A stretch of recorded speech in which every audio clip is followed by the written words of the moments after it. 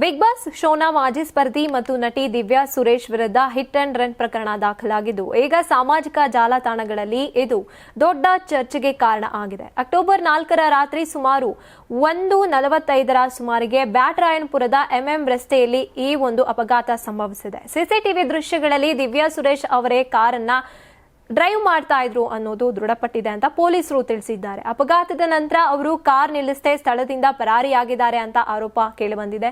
ಈ ಘಟನೆ ರಾತ್ರಿ ನಡೆದ್ರಿಂದ ಸ್ಥಳದಲ್ಲಿ ಸಾಕ್ಷಿಗಳು ಸಿಕ್ಕಿರಲಿಲ್ಲ. ಆದ್ರೂ ಕೂಡ ಕ್ಯಾಮೆರಾ ದೃಶ್ಯಗಳು ಇದೀಗ ಪ್ರಮುಖ ಸಾಕ್ಷಿಯಾಗಿ ಪರಿಣಮಿಸಿವೆ.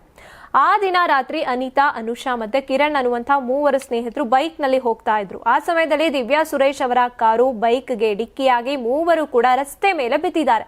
ಅನುಷಾ ಮತ್ತೆ ಕಿರಣ್ ಅವರಿಗೆ ಸಣ್ಣ ಪ್ರಮಾಣದ ಗಾಯಗಳಾದ್ರೆ ಅನಿತಾ ಅವರ ಕಾಲಿನ ಮಂಡಿ ಚಿಪ್ಪು ನಜ್ಜುಗುಜ್ಜಾಗಿದೆ. ಗಾಯಗೊಂಡ ಅನಿತಾ ಅವರನ್ನ ತಕ್ಷಣ ಖಾಸಗಿ ಆಸ್ಪತ್ರೆಗೆ ದಾಖಲಿಸಿ ಶಸ್ತ್ರಚಿಕಿತ್ಸೆಯನ್ನ ಮಾಡಲಾಗಿದೆ.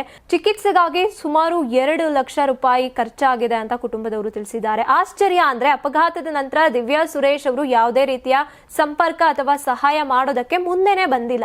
ಈ ವಿಷಯವನ್ನ ಗಂಭೀರವಾಗಿ ತೆಗೆದುಕೊಂಡ ಕಿರಣ್ ಅಕ್ಟೋಬರ್ 7ನೇ ತಾರೀಕು ಬ್ಯಾಟರಾಯನಪುರ ಪೊಲೀಸ್ ಠಾಣೆಗೆ ಹೋಗಿ ಅಧಿಕೃತವಾಗಿ ದೂರನ್ನ ಕೊಟ್ಟಿದ್ದಾರೆ. ಪೊಲೀಸರು ತಕ್ಷಣ ತನಿಖೆಯನ್ನು ಆರಂಭಿಸಿದ್ದು ಸಿಸಿಟಿವಿ ದೃಶ್ಯದ ಆಧಾರದ ಮೇಲೆ ಕಾರು ದಿವ್ಯಾ ಸುರೇಶ್ ಅವರದೇ ಅಂತ ದೃಢಪಡಿಸಿದ್ದಾರೆ. ಇನ್ನು ಡಿಸಿಪಿ ಅನೂಪ್ ಅವರು ನೀಡಿದಂತ ಮಾಹಿತಿ ಪ್ರಕಾರ ಅಪಘಾತ ಅಕ್ಟೋಬರ್ 4ನೇ ತಾರೀಕು ಆಗಿತ್ತು. ಮೊದಲ 2 ದಿನ ಯಾರು ಕೂಡ ದೂರನ್ನ ಕೊಟ್ಟಿರಲಿಲ್ಲ. ಕಿರಣ್ ದೂರನ್ನ ನೀಡಿದ ಬಳಿಕ ತನಿಖೆ ಪ್ರಾರಂಭ ಆಗಿದೆ. ಇನ್ನು ಕಾರ್ ಚಾಲನೆ ವೇಳೆ ದಿವ್ಯಾ ಸುರೇಶ್ ಅಜಾಗರೂಕತೆಯಿಂದ ನಡ್ಕೊಂಡ್ರು ಅನ್ನುವಂಥ ಪ್ರಾಥಮಿಕ ತನಿಖೆಯಿಂದ ತಿಳಿದು ಬಂದಿದೆ. ಪ್ರಕರಣ ತನಿಖೆಯಲ್ಲಿದೆ ಅಂತ ಕೂಡ ವಿವರಿಸಲಾಗಿದೆ. ಇನ್ನು ಅಪಘಾತದ ಬಗ್ಗೆ ಮಾತನಾಡಿದಂತ ದೂರುದಾರ ಕಿರಣ್ ಹೇಳುತ್ತರ ಅವರು ಅವರ ಕಸಿನ್ ಅನಾರೋಗ್ಯ ಇದ್ದಿದ್ದ ಕಾರಣಕ್ಕೆ ನೋಡ್ಕೊಂಡು ಬರಕ್ಕೆ ಅಂತ ರಾತ್ರಿ ಆಸ್ಪತ್ರೆಗೆ ಅವರು ಹೊರಟಿದ್ರು. ರಸ್ತೆ ಟರ್ನ್ ನಲ್ಲಿ ಏಕಾಏಕಿ ಕಪ್ಪು ಕಾರ್ ಡಿಕ್ಕಿ ಆಯ್ತು. ಕಾರ್ ಒಳಗೆ ಮಹಿಳೆಯೊಬ್ಬರು ಚಾಲನೆಯನ್ನ ಮಾಡ್ತಾ ಇದ್ರು. ಅದು ಮಾತ್ರ ಕಾಣಿಸ್ತು. ಅದಾದ ನಂತರ ಪೊಲೀಸರು ತನಿಖೆ ನಡೆಸಿ ಅದು ದಿವ್ಯಾ ಸುರೇಶ್ ಅವರ ಕಾರ್ ಅಂತ ತಿಳಿಸಿದ್ರು. ಅನಿತಾ ಅವರಿಗೆ ಇನ್ನೂ ಕೂಡ ಚಿಕಿತ್ಸೆ ನಡೀತಾ ಇದೆ ಅಂತ ಅವರು ಹೇಳಿದ್ದಾರೆ.